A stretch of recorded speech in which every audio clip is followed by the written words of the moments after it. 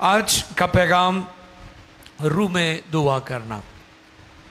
इफ्सियों छठे बाब की 18वीं आयत मुकद्दसा को हम तिलावत करेंगे और इस तिलावत को सुने जो इफ्सियों छठे बाब की 18वीं आयत मुबारक। Ephesians chapter 6 verse 18। इफ्सियों छठे बाब की 18वीं आयत आज की जो आयत है जिसको हम तिलावत करेंगे, जो रीडिंग है। और आज का टॉपिक है रूह में दुआ करना, प्रे इन स्पिरिट या स्पीकिंग इन टंग्स। आज इस पर हम गौर करेंगे और कलाम खुदा में से इस आयत को हम तिलावत करें। खुदा के कलाम मुकद्दस में यो रकम है, और हर वक्त और हर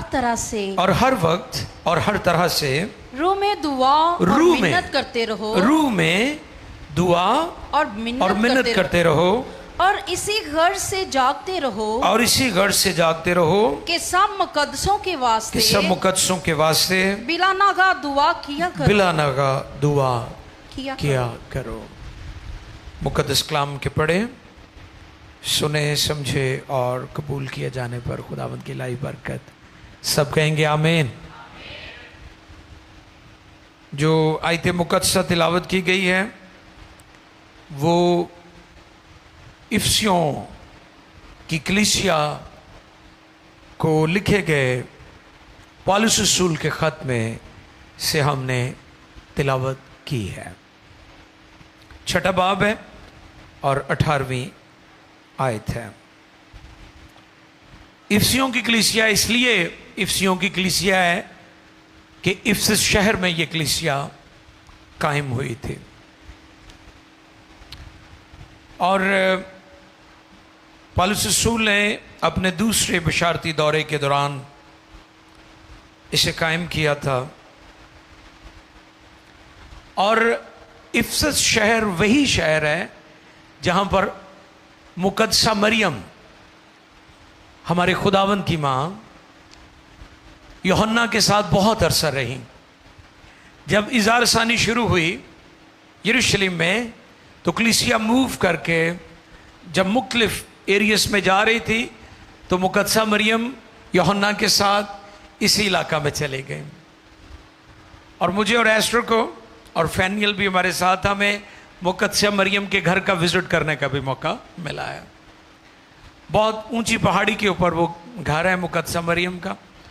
और वहाँ पर एक बड़ी खूबसूरत बात जो हमने देखी वो ये थी कि इर्द गिर्द का सारा पानी कड़वा है, लेकिन जहाँ पर मुकद्दसा मरियम का घर है वहाँ पर बहने वाला पानी जो है वो मीठा है और पीने के काबिल है। ये एक बड़ी ब्लेसिंग वहाँ पर लोग फील करते हैं, जब जाते हैं तो तजुर्बा करते हैं। और यूहन्ना ने बहुत अरसा यहाँ पर खिदमत की। और मुकाशवा की किताब में जो 7 कलीसियाओं का जिक्र है उसमें इफ्सस की कलीसिया का भी जिक्र है। और यीशु मसीह ने इफ्सस की कलीसिया को भी खत लिखवाया था। इतनी अहम कलीसिया थी। और पैगाम क्या दिया गया है? और हर वक्त और हर तरह से रूह में दुआ और मिन्नत करते रहो। रूह में दुआ, टॉपिक क्या है आज? रूह में दुआ, रूह में दुआ। मैं आज आपको इस बात के लिए इनकरेज करूंगा कि आप ज्यादा वक्त रूह में दुआ किया करें। आगे चलकर हम सीखेंगे रूह में दुआ करना क्या है। थियोलॉजियन 2 हिस्सों में करते हैं। वैसे तो इसकी बहुत सारी ब्रांचेस हैं, बहुत सारे इसके और एरियाज हैं दुआ के ताल्लुक से, लेकिन मेनली 2 हिस्सों में थियोलॉजियन कहते हैं। एक अकल में दुआ होती है और एक रूह में दुआ होती है। एक अकल के साथ दुआ की जाती है, अगरचे बाइबल में दोनों तरह की दुआओं का जिक्र है कि मैं रूह से भी दुआ करूंगा और मैं रूह से भी गाऊंगा और अकल से भी गाऊंगा। लेकिन आज जिस चीज को मैं कवर करना चाहता हूं इस अपने मैसेज में, वो रूह में दुआ है। क्यों जरूरी है, इन बातों को आज हम सीखेंगे। लेकिन पहली बात, हर वक्त अब हर वक्त तो हमारा 24 घंटे है, तो लोग कहेंगे कि ये केड़ी दुआ है जी 24 घंटे होती रही। तो कई कहेंगे कि जी बिल्कुल भी नहीं।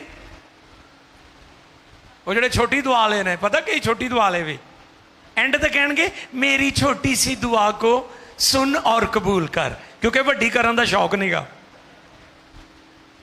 ते वड्डी करना भी नहीं चाहते। हर दुआ दे एंड तक की कहेंगे मेरी, क्योंकि वड्डी करनी नहीं आती ते ना वड्डी करने का शौक है, इसलिए छोटी जाइए। और वो छोटी क्यों है? क्योंकि वो अकल से की गई है। जो दुआ अकल से की जाए वो छोटी होती है, क्योंकि वो आपने लफ्ज ढूंढे होते हैं, पढ़े होते हैं, डिक्शनरी पढ़ी होती है, आपने नोट किए होते हैं उनको, फिर आपकी तरतीब एक होती है। कईयों ने तो मैं सुनया है कई कई सालों तो एक ही दुआ है। आप नोट करें, मैं नोट करता हूँ चीज़ों को, मैं सिखाता हूँ लोगों को। ओ भाई निकलो, एक स्टेप अगे जाओ, खुदा दे कदमां च वक्त गुजारो, तानू दुआ दियां सलाब ते रेले आणगे दुआ दे ताड़े। इस पर मैंने बताया था कि ज़बूरों का मुतालिया किया करें। दुआ ठीक करनी है, दुआ लंबी करनी है, दुआ को मजबूत करना है, स्ट्रॉन्ग करना है, तो सबसे बेस्ट और बेहतरीन तरीका यह है कि ज़बूरों का मुतालिया किया जाए, आपकी दुआ स्ट्रॉन्ग हो जाएगी। एक वो ग्रुप है जो कहता है छोटी सी दुआ, क्योंकि वो अकल से की जाती है।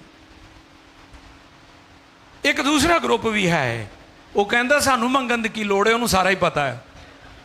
ये वो ग्रुप है जिहदे बारे च मैं तुहानू दस्सिया सी कि एक पादरी साहब चर्च पहुंचे तो उन्होंने एल्डरां नाल एक बंदा बहस करन दिया सी, ते जदों बहस कर रहा सी ते पादरी साहब ने आख्या कादी बहस कर रहा है बंदा? कहते जी ये कह रहा है कि कलाम च लिखा कि 7वीं कोठरी च जा, 7वीं कोठरी च जा ते उत्थे जाके ना दुआ कर। असी इनू कह रहे नहीं, सिर्फ उत्ते लिखा है कोठरी कि तू अपनी कोठरी च जा, यानी पोशीदगी च जा। ये कह रहा 7वीं कोठरी, तो मनता नहीं पिया। तो पादी साहब कहने लगे ठीक ही कह रहा है, क्योंकि ना इनू 7वीं कोठरी लभे ते ना ये दुआ करे। ये दरअसल दुआ करना ही नहीं चाहता। अच्छा, पहला ग्रुप कौन सा है? छोटी सी दुआ। ये वो ग्रुप है जो सिर्फ अकल ना दुआ करता है, ते एंड ते कह दिंदा, फिर ये कह दिंदा मेरी छोटी सी, लेकिन जो रूह ना दुआ करोगे ना फिर छोटी दुआ नहीं होएगी, वो लंबी दुआ भी होएगी। और अगे चल के मैं तुहानू दसांगा कि जो रूह च दुआ की जाती है तो वो अजीब अजीब गल्लां लई दुआ हो जाती है, जिहड़ियां तुसीं सोचियां भी नहीं होंदियां। जिन्होंने तुसीं मुआफ भी नहीं करते, तुसीं उन्हां लई भी दुआ कर रहे होंदे हो। जिन्होंने तुसीं बर्दाश्त नहीं करते, तुसीं उन्हां लई भी दुआ कर रहे होंदे हो। जिन्होंने तुसीं पसंद नहीं करते, तुसीं उन्हां लई भी दुआ कर रहे होंदे हो, क्योंकि आप उस वक्त रूह में दुआ कर रहे होते हैं। हालेलुया। हर वक्त का मतलब हर तरह से उसके साथ ही बयान कर दिया गया है, वजाहत कर दी है। बाइबल अपनी वजाहत खुद ही करती है, बाइबल अपनी तशरीह खुद ही करती है, हर वक्त आगे वजाहत भी करती हर तरह से। यानी आप ट्रैवल कर रहे हैं, आप दुआ कर रहे हैं, आप जॉब पर हैं, आप दुआ कर रहे हैं, क्योंकि आप स्पिरिट में दुआ कर रहे हैं, रूह में कर रहे हैं, यानी गैर ज़ुबानों में दुआ कर रहे हैं।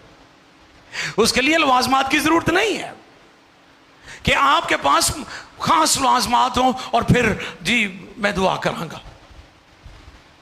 कई कहते हैं ना, मैं जरा कुरली शुरली कर ला, खेसवा जो खाधी होंगी है, मैं जरा पाक हो लवा, तेनू चंगियां चीज़ां किहड़ियां नाल, ते जे तुसीं मंदियां खाणियां ते खाई जाओ, गंदियां खाणियां ते खाई जाओ, वो तो तुहानू चंगियां चंगियां चीज़ां नाल रजांदा है, तो फिर तुहानू कुरली की जरूरत नहीं।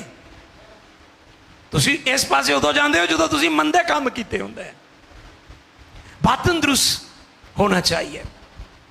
ज़ाहरी पाकीज़गी के लिए खुदा का शुक्र है, लेकिन खुदा का म्यार ज़ाहरी पाकीज़गी नहीं है, खुदा का स्टैंडर्ड कुछ और है। खुदा बातन पर निगाह करता है। हर वक्त दुआ के ताल्लुक से यीशु ने अपनी टीचिंग में कहा था, इसलिए रसूल भी कहते थे। लूका 18:1 देखिए, लूका तबीब की मार्फत लिखी गई इंजील 18वां बाब पहली आयत जी। The gospel of Luke chapter 18 verse 1 first, पहली आयत को पढ़ेंगे। फिर उसने इस गढ़ से कि हर वक्त दुआ करते रहना। क्या लिखा है यहां पर? हर वक्त दुआ करते रहना। हमने 6:18 में क्या पढ़ा? और हर वक्त और हर तरह से रूह में दुआ और मिन्नत करते रहो। अब यहां पर यीशु की टीचिंग हर वक्त दुआ करते रहना और हिम्मत ना हारना। चाहे उनसे तमसील जी, चाहिए उनसे ये तमसील कही जी। बहुत शुक्रिया जी। अब शागिर्द वही सिखाते थे, डिसाइपल्स वही टीचिंग देते थे जो मेरे खुदावंद, मेरे आका, मेरे यीशु ने दिए थे, दुनिया के मालिक और निजात दहिंदा ने दी थी। और उसने क्या टीचिंग दी थी? हर वक्त दुआ। अब ये हर वक्त वो 24 घंटे की तरफ ना आप जाएं, इसकी तशरीह भी कर दी है पौलुस रसूल ने, हर तरह से, तरह तरह से। और उसकी मैंने दो मेन आपको कैटेगरी बताई है कि थियोलॉजियन इनको दो हिस्सों में करते हैं, एक अकल की दुआ है और एक रूह में दुआ करना है। एक अकल में दुआ करना है और एक रूह में दुआ करना है। अब इस बात को सीखने के लिए अगर हम देखें पहला कुरिन्थियों 14वें बाब की 15वीं आयत मुकद्दसा को आप पढ़ दीजिएगा जी। जी देखें पहला कुरिन्थियों 14वां बाब और उसकी 15वीं आयत मुकद्दसा।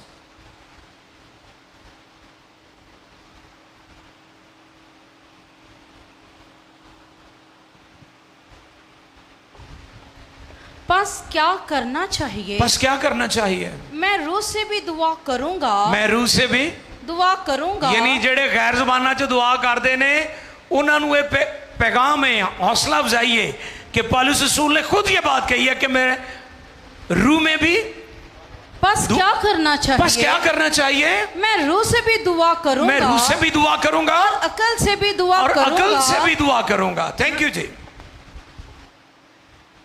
मैं रूह से भी दुआ करूंगा और अकल से भी दुआ करूंगा। अब जो हम अकल से दुआ करते हैं उसका एक टाइम फ्रेम होता है। मसलन तानू क्या रोटी ली दुआ करो तो तुसी उथे बदरूआं कढ़नियां शुरू कर दो, कर देने कही में कर देने ते एडी लंबी, हुण सारे परेशान हो जाते भी कितों मुक्केगी, कितों काम खाना ठंडा हो जाता। सो इसलिए जब अकल की बात होती है तो फिर अकल में दुआ करनी चाहिए। उसका टाइम फ्रेम होता है, उसका एजेंडा होता है, उसका मकसद होता है। लेकिन जब रूह में दुआ होती है फिर पता नहीं किधर किधर ਨੂੰ जा रहा काम। तो यहां पर जो बात सिखा रहे हैं पौलुस रसूल वो ये कह रहे हैं कि मैं रूह में भी दुआ करूंगा और मैं अकल से भी दुआ करूंगा। अब रूह में दुआ करना क्यों जरूरी है, इस पर हम गौर करें। रूह में दुआ करना क्यों जरूरी है? क्योंकि यीशु ने इसका हुक्म दिया था। और क्या हुक्म दिया था? कि रूह को हासिल करने के लिए, पाक रूह का बपतिस्मा पाने के लिए जाओ यरूशलेम में जाकर ठहर जाओ। तुमने एक जगह पर ठहरना होगा और आसमान पर सऊद फरमाने से पहले कहा कि जब तक तुम्हें आलम बाला से कुव्वत का लिबास ना मिले तुमने यरूशलेम में ठहरे रहना है। जाओ वहां पर चले जाओ। रूह की दुआ करने लिए उन्होंने कहा फलां जगह जाके ठहर जाओ। तो फिर उन्होंने यकीन भी किया। आज जिनको नहीं ना मिलता पाकरू या पाकरू का बपतिस्मा नहीं होता, उन्होंने अभी तक यकीन नहीं किया, पूरे तौर पर उसको कबूल ही नहीं किया। उनको कहा जाओ वहां पर जाकर ठहरो, और वो ठहर गए। और जब ईद पेंतिकोस्त का दिन आया तो लिखा है सब एक जगह पर जमा थे कि यका यका आसमान से ऐसे आंधी। हाँ जी, हाँ जी। फिर क्या हुआ? और फिर वहां पर उनको नाजिल हुआ, वो सब उनको से भर गए और गैर ज़बानें बोलने लगे। हालेलुया। रूह दी दुआ में लगी उन्होंने रूह च दुआ किवें करनी पहले करते सन दुआ जब ईदे पेंतीकोस्त जब ईद पेंतीकोस्त का दिन आया तो वो सब एक जगह जमा थे कि यकायक आसमान से ऐसी आवाज आई जैसे जोर की आंधी का सन्नाटा होता है और उससे सारा घर जहाँ वो बैठे थे गूंज गया और उन्हें आग की शोला की सी फटती हुई जुबानें दिखाई दी और उनमें से हर एक पर आग ठहरी और वो सब रूह कुद्दस से भर गए और गैर जुबानें बोलने लगे जिस तरह रूह ने उन्हें बोलने की ताकत बख्शी। हालेलुया। रूह ने अब वो रूह में दुआ करना भी सीख गए हैं। कहते थे ना हमें दुआ करना सिखा। ये डिजायर थी शागिर्दों की। दो डिजायर्स का जिक्र मैं अक्सर करता हूं, हमारे ईमान को बढ़ा और हमें दुआ करना सिखा। अब वो रूह कुद्दस से भर गए हैं, अब उन्हें रूह में दुआ करना आ गई है। अब वो जान गए कि रूह में दुआ कैसे करनी है। और फिर हमें इसलिए रूह में दुआ करनी चाहिए क्योंकि यीशु मसीह ने इसका हुक्म दिया और उसके हुक्म के मुताबिक शागिर्दों पर रूह कुद्दस नाज़िल हुआ और वो रूह से भर गए और वो रूह में दुआ करना शुरू कर दिया उन्होंने। दूसरी बात, पहला कुरिन्थियों 14वें बाब की दूसरी आयत को पढ़ेंगे। अगला पॉइंट जो हम सीखने वाले हैं, क्योंकि रूह में दुआ हमारा राब्ता आसमान से जुड़ जाता है। हालेलुया। किसके साथ जुड़ जाता है? किसी गुरु के साथ नहीं, ठीक है, किसी आका के साथ नहीं, किसी और हस्ती के साथ नहीं, आपका राब्ता आसमान से जुड़ जाता है। इसलिए रूह में दुआ करना बहुत जरूरी है। अब देखिए पहला कुरिन्थियों 14:2।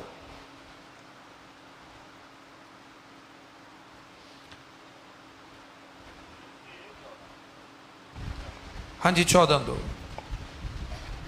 क्योंकि जो बेगाना जुबान में बातें करता है वो आदमियों से बातें नहीं करता। वो किन से बातें नहीं करता? आदमियों से बातें ये नहीं उसकी जो दुआ है वो आदमियों के समझने वाली दुआ नहीं है, वो रूह में की जाती है, वो रूहानी आलम में की जाती है और वो उसे जमीन से आसमान के साथ कनेक्ट कर देती है। हाँ जी 2:14 है। अच्छा 2:14 है जी, सॉरी ये 14:2 है। 14:2 ही है। नहीं शेरजिल भाई वो ठीक पढ़ा है। क्योंकि जो बेगाना जुबान में बातें करता है वो आदमियों से बातें नहीं करता बल्कि खुदा से इसलिए कि उसकी कोई नहीं समझता हालांकि वो अपने रूह के वसीला से भेद की बातें कहता है। क्यों करनी चाहिए मैं रूह में दुआ? क्योंकि वो आदमियों से बातें, वो किससे बातें करता है? आदमी नहीं उसकी समझते, हालांकि वो अपनी रूह में भेद की बातें, जिवें मैं अगे तुहानूं दस्सिया कि जिहड़ा बंदा तुहानूं चंगा ही नहीं लगता, जो तुसीं रूह च दुआ करदे हो तुसीं उहदे लई भी दुआ कर रहे होंदे हो। एक शख्स के लिए आप दुआ करना ही नहीं चाहते, आप कहते मुझे तहरीक ही नहीं मिल रही। रूह कुद्दस कहता चल तेनू नहीं मिल रही, मैनू तो मिली हुई है ना। पाक रूह उसके लिए शफायत शुरू कर देता है, आप रोना शुरू कर देते हैं, आप आंसू बहा रहे होते हैं। और कई दफा ऐसे होता है आपने कई चीजों के लिए अकल में दुआ नहीं की, रूह में की है और वो चीजें आपको मिल गई, तुसी हैरान हो जाते हो कि इसलिए तो मैं दुआ भी नहीं की थी। आपने दुआ की थी, आपने अकल में नहीं की थी, आपने रूह में की थी। क्योंकि जो बेगाना ज़बान में दुआ करता है वो आदमियों से नहीं बल्कि खुदा से बातें करता है और आदमी उसकी नहीं समझते, हालांकि वो अपनी रूह में भेद की बातें कह रहा होता है। सो ये जो रूह में दुआ करना ये बड़ी वसी दुआ है, इसकी वसअतें बहुत ज़्यादा है, इसके एरियाज बहुत ज़्यादा है। आपको पता है कई दफ़ा गैर कौम जब मसीहियों को सताते हैं तो मसीही भी वही रवैया अख्तियार करते हैं जैसे गैर कौम मसीहियों के साथ करते हैं। तो हमारे मसीह कहते हैं नहीं नहीं जी वो तो साड़ना एवं कर दे असी एवं क्यों करिए। तो फिर पाखरू ने ये जिम्मेदारी ली हुई है कि अगर आप गैर कौमों के लिए नहीं भी दुआ करते तो जब आप गैर ज़बानों में दुआ कर रहे होते हैं आप उनके लिए भी दुआ कर रहे होते हैं, क्योंकि पाखरू उनके लिए शफायत कर रहा होता है। आमीन। इसलिए हमें रूह में दुआ करनी चाहिए। दूसरा पॉइंट था। तीसरा पॉइंट, रूह में दुआ करने से हमारी शख्सी तरक्की होती है। चौथी आयत पढ़ें इसी बाब की चौथी आयत। जो बेगाना जुबान में बातें करता है वो अपनी तरक्की करता है। वाह, प्रेज द लॉर्ड। और जो नबूवत करता है जी, वो कलीसिया की तरक्की करता है। वो कलीसिया की तरक्की करता है। अब आपकी अपनी तरक्की होगी तो फिर कलीसिया की होगी। क्या ख्याल? अगर आपकी अपनी तरक्की होगी, जो तरक्की याफ्ता ममालिक हैं वो तरक्की पजीर ममालिक की मदद करते हैं। मसलन जैसे अमेरिका सुपर पावर है, पूरी दुनिया में जहाँ कोई मुसीबत, तूफान, जलजला, सैलाब कुछ भी आ जाए सबसे पहले वो आगे बढ़ता है। हालांकि बाकी कौमें भी, बाकी मुल्क भी हैं, लेकिन क्योंकि वो सुपर पावर है, वो दुनिया की सबसे स्ट्रॉन्ग इकॉनमी है, वो तरक्की याफ्ता है, वो तरक्की याफ्ता है। जितने तरक्की पजीर हैं वो उनकी तरफ देखते हैं। जब आपकी अपनी तरक्की होगी तो फिर आप दूसरों की मदद कर सकते हैं। तो जे ਤੁਹਾਡੀ अपनी तरक्की ना हुई तुसी दूसरों की किवें मदद कर सकते हो? सो लिहाजा रूह में दुआ करने से आपकी अपनी तरक्की होती है। हालेलुया।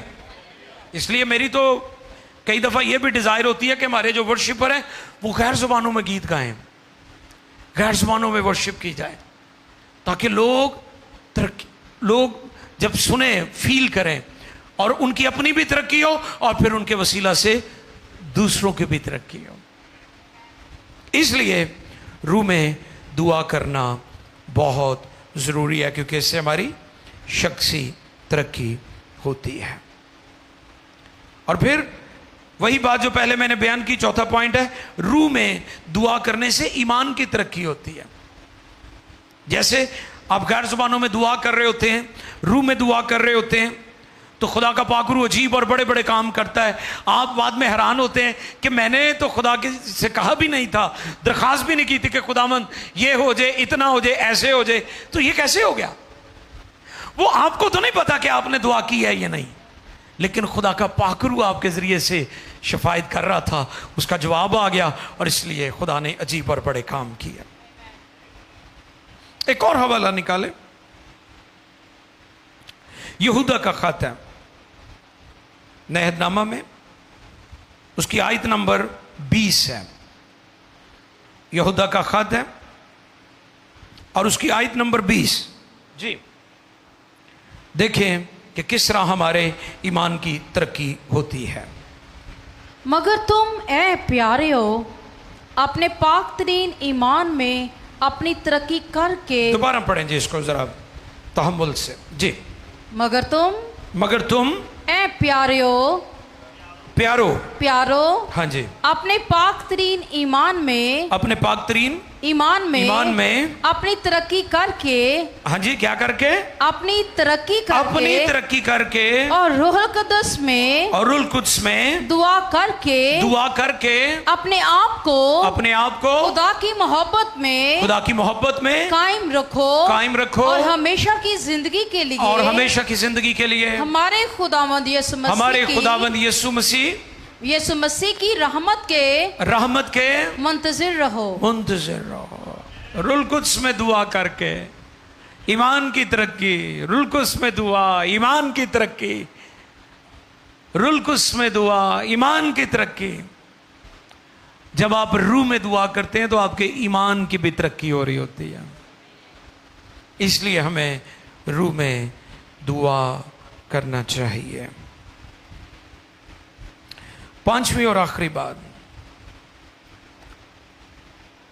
रूह में दुआ से पाक रूह हमारी शफात करता है। रोमियो 8वें बाब की 26वीं आयत कलाम खुदा में से, Romans chapter 8 verse 26, 8:26 को पढ़ेंगे। इसी तरह रूह भी हमारी कमजोरी में इसी तरह रूह भी हमारी कमजोरी में मदद करता है क्योंकि जिस तौर से हमको दुआ करना चाहिए हम नहीं जानते मगर रूह खुद ऐसी आहें भर भर कर हमारी शफात करता है जिनका बयान नहीं हो सकता। मैंने पहले भी बताया था कि इंटरसेशन की मिनिस्ट्री होली स्पिरिट की मिनिस्ट्री है। ये रुल कुछ की खिदमत है। किसकी खिदमत है? और जब रुल कुछ हमारी जिंदगी में आ जाता है, हम पाकरू से मामूर हो जाते हैं, तो फिर ये मिनिस्ट्री हमारी जिंदगी से शुरू हो जाती है, क्योंकि पाकरू हमें मिल गया और वो हमारी रूह के साथ मिलकर फिर शफात करता है, आए भरता है, आंसू बहाता है। मैंने इस पर बहुत दफा मैसेजेस दिए। इबादत के दौरान अगर आप झूमते हैं, प्रस्तिश के दौरान आप आज़ादी से अपने बदन को, अपने हाथों को, अपने पाँव को इस्तेमाल करते हैं, इट्स ओके। लेकिन मुझे अफसोस होता है कि चर्चेस में अजीब किस्म का लोगों ने नाच रंग सा शुरू कर दिया हुआ है। अफरा तफरी, इसको बाइबल सपोर्ट नहीं करते। और इस पर मैं एक थॉट शेयर करता हूं कि चर्च ने चर्चेस में नाचना और झूमना तो सीख लिया है, लेकिन चर्च रोना भूल गया है। और पाकरू जब हमारी जिंदगी में, हमारी लाइफ में होता है और रूह में हम दुआ करना सीख जाते हैं, तो फिर हमारे आंसू भी निकलना शुरू हो जाते हैं। हम उसके कदमों में रोना भी शुरू कर देते हैं, हमें रोना भी आ जाता है। आंसू किधर है? इस पर मैंने संडे को मैसेज दिया था कि हमारे आंसू भी जाया नहीं होते, वो उनको मशकीज़े में। इस पर मैंने बताया था कि ये ऊंट की खाल का बना होता था मशकीज़ा, वो माशकी जिन्हें पीछे जड़ी पाई होती खाल, तो वो पानी का छिड़काव भी माशकी अक्सर करते थे। अब तो खैर हमारे आज के बच्चों को नहीं पता होगा। वो हमारे आंसू जमा कर लेता है। आपके आंसू जाया नहीं जाते। अगर आप रूह में दुआ करते हैं, आप आंसू बहाते हैं, और आपके जो आंसू हैं वो खुदा के हुजूर जमा हो जाते हैं, और फिर शफात के नतीजा में खुदा अजीब अजीब और बड़े बड़े काम लिखा जिनका बयान नहीं हो सकता, जिनको बयान नहीं किया जा सकता। अजीब और बड़े बड़े काम होते हैं। तो इसलिए अजीजों, आज का पैगाम ये है कि ज़्यादा से ज़्यादा रूह में दुआ करें। हालेलुया। कुछ समझ आई कि नहीं आई? मैं तो पूरा जोर लाता अपने वालों, तानू तो समझना चाहिए है। गैर जुबानें बोलने से मना ना करो। इस पर मैं एक पैगाम दूंगा बहुत जल्द। जो लोग मना करते हैं गैर जुबानें ना बोली जाएं, इस पर मैं बहुत जल्द मैसेज दूंगा। गैर जुबानें बोलने से मना ना करो, ये बाइबल की बात है। तो रूह में दुआ करना, गैर जुबानों में दुआ करना है। तो आप जितना ज़्यादा वक्त रूह में दुआ करेंगे, आपकी दुआ वसी होते जाएगी, आसमान को छुएगी। जो अकल में दुआ की जाती वो भी की जाती है, उसके अपोज नहीं है, हम उसके मुखालिफ नहीं है, लेकिन वो मुख्तलिफ वक्तों के लिए होती। टाइम दिया जाता है, फ्रेम दिया जाता है, मकसद दिया जाता है जी इसके लिए दुआ करें, सफ़र के लिए दुआ करें, फलां बात के लिए। लेकिन जो रूह में दुआ है, नो लिमिट्स, ये हर वक्त और हर तरह से की जा सकती है, हर वक्त और हर तरह से। आओ झुकें और इस बात को आज अपनी जिंदगी में ले लें और सीखे, पाकरू मुझे जोर दे ताकि मैं ज्यादा वक्त रूह में दुआ करता रहूं। इसलिए आज की जो आयत तिलावत की गई उसमें पौलुस रसूल फरमाते हैं, हमने इस बात को सीखा और हर वक्त और हर तरह से रूह में दुआ और मिन्नत करते रहो और इसी गर्ज से जागते रहो कि सब मुकद्दसों के वास्ते बिला नागा दुआ किया करो। अपने हाथ उठाएं आसमान की तरफ और सके मुझे रूह में दुआ करने की तौफीक दे। तूने रसूलों को भी दी, 120 की जमात, यीशु मसीह के शागिर्द, हमारे खुदावंद की माँ मुकद्दसा मरियम भी उस जमात का हिस्सा थी। 10 दिन तक वो भी शागिर्दों की जमात के साथ, कलीसिया के साथ मिलकर दुआ में ठहरी रही और वो रूह से भर गए। उन्हें रूह में दुआ करना, उन्होंने सीख लिया कि रूह में दुआ करना क्या है, और ये हर तरह से की जा सकती है, हर तरह के हालात में। आओ हम भी आज तौफीक मांगे। अगर आप पाक रूह से मामूर नहीं है तो आज हो जाएंगे। ओ रबा